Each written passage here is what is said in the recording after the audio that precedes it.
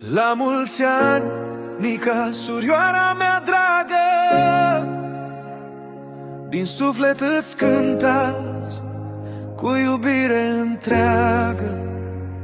Să-ți fie viața drum cu flori pe cărare, cu zâmbet și vis, cu zile ușoare.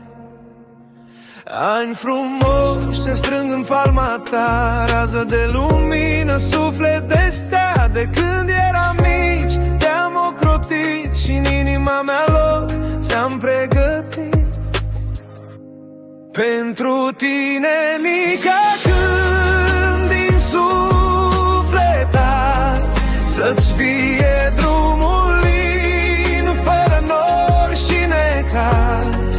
Să-ți fie viața dulce, plină de culoare. La mulți ani, surioara mea, floare rară și mare.